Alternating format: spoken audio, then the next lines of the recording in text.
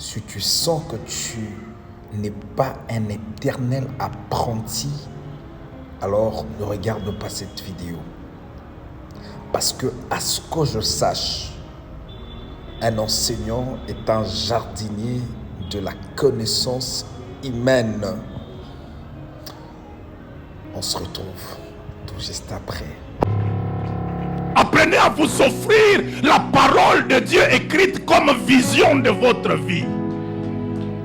Et les hommes et les femmes fortes dans la foi, les hommes et les femmes qui réalisent avec le Saint-Esprit des grandes choses, ils sont attachés à cette affaire qu'on appelle écriture, et c'est ça qui forge leur vision de la vie. Pourquoi devons-nous préparer nos prédications? Il est important de souligner que la prédication est un art. Dans cette vidéo, le révérend Jean Bosco Kindomba va nous révéler quelques secrets. Et avant d'aller plus loin, je vous demanderai d'aimer la vidéo pour nous soutenir. Donc, pourquoi tu dois te préparer? Parce que tu respectes.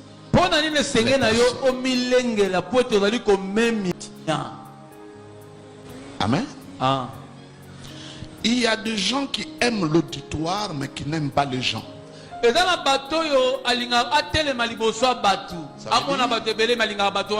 il y a une grande foule, il se prépare bien. Quand il n'y a pas assez de gens ou des gens d'un certain niveau, il prend ça à la légère.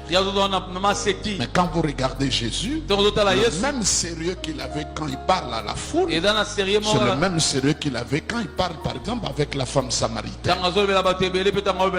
Parce que Jésus, ce n'est pas la foule, ce n'est pas l'auditoire, mais c'est le personne.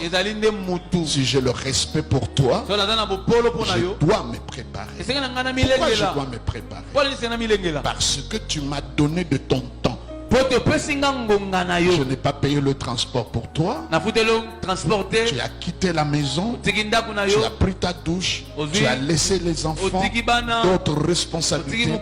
Tu as mis le carburant dans ta voiture. Et tu es venu juste pour m'écouter.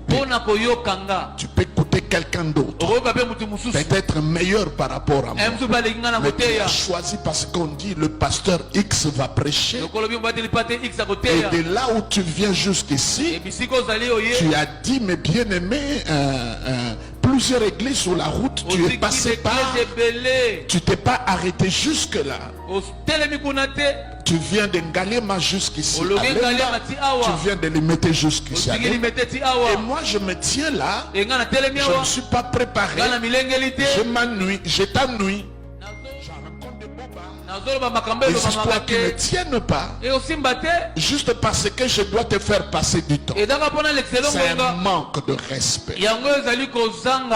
Dimanche le matin quand tu te lèves, ces gens-là ont travaillé toute la semaine. Ils pouvaient se reposer. Parce que si les gens ne viennent pas à l'église, Dieu ne sera pas fâché. Dieu va continuer à les aimer, à les bénir. Est-ce que vous comprenez? Parce que Dieu ne nous bénit pas par ce que nous faisons, mais ce que nous faisons peut simplement influencer notre amour par rapport à Dieu, mais n'influence pas l'amour de Dieu par rapport à nous.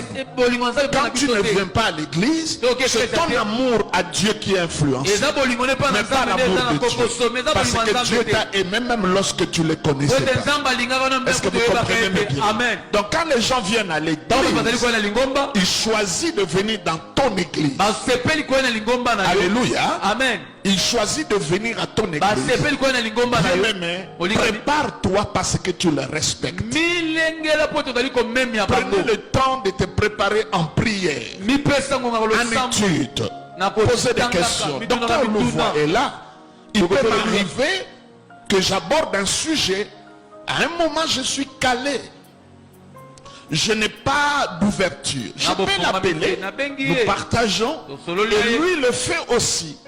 Parfois il est à la porte juste pour entrer. Il m'appelle. Il dit, il y a ça, papa, il y a ça. Et on partage. Parce qu'on veut être sérieux. Alléluia. Amen. On veut être sérieux. Mais pourquoi il doit m'appeler? Pourquoi je dois l'appeler? Parce que je veux que ce que je transmets puisse apporter la vie à ceux qui m'écoutent. Donc je dois me préparer parce que je respecte là. On dit ceci, mes bien-aimés, le temps c'est l'argent. On peut épargner l'argent, mais le temps on ne peut pas l'épargner. Quelqu'un qui vient et qui te donne de son temps, il mérite d'être respecté. Je vis par les livres. Voir par les livres. Je vis par les livres. Il s'appelle le docteur David Kateba, un excellent prédicateur. Et dans son élucidation, il nous fait comprendre qu'on peut voir par les livres. Écoutez, et on se retrouve tout juste après. Vous contentez de la manière dont Dieu vous a parlé par les Écritures. Et la vie de Daniel a pris tout son sens et a réalisé des grandes choses. Ce n'est pas simplement quand Daniel recevait les visions de l'esprit, mais c'est quand Daniel a dit « Je vis par les livres ». Moi, je n'ai pas les visions de voir le numéro de ta pointure. Moi, je vois dans les Écritures. Amen. Ça veut dire qu'il n'y a personne qui ne voit pas. Tu comprends?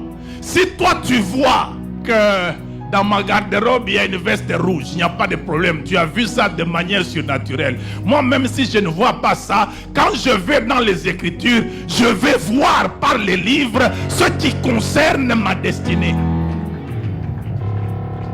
Apprenez à vous offrir la parole de Dieu écrite comme vision de votre vie.